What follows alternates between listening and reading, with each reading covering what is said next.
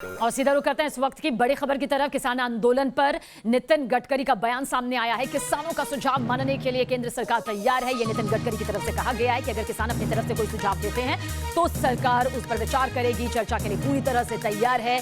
यहां पर चर्चा करनी जरूरी है और ऐसे में अगर किसान कोई सुझाव देते हैं तो फिर उसे मानने को तैयार है सरकार। उस सुझाव पर विचार करने की तैयारी यहां पर की जा सकती है क्योंकि किसान सरकारों का भला चाहती है, यह भी नितिन गडकरी ने कहा।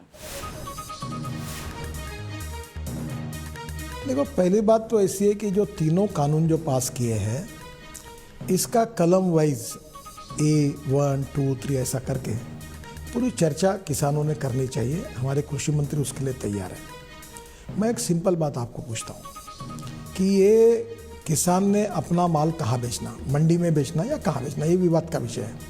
मुझे एक बात बताइए कि फार्मेसी के दुकान में जाकर आप दवाई खरीदते हो, दवाई की कीमत कौन तय करता है, दुकानदार या कंपनी?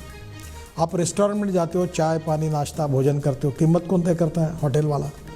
आप कपड़े और ख़रीदने के लिए जाते हो, कपड़े की कीमत वो तय करता है।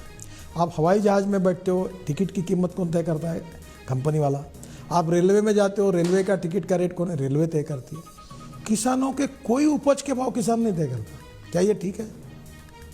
कभी 10 रुपये भाव मिलता, कभी 2 रुपये किलो मिलता। किसान मंडी में जब माल लेके जाता है तो बिचौलिया होता है, दलाल, वो या व्यापारी तय करता है।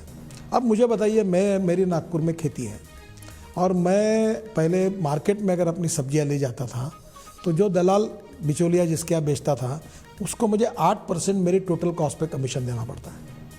अब मैंने एक नागपुर में ही राणा प्रताप नगर चौक में एक शेतकरी बाज़ार में मैं अभी अपनी सब्जी देता हूँ तो मुझे 10 रुपये रेट ज़्यादा भी मिलता है और 8% मेरी कटते भी नहीं, तो मुझे ज़्यादा फ़ायदा मिल रहा है। तो क्या किसानों को ज़्यादा फ़ायदा लेने का अधिकार नहीं है?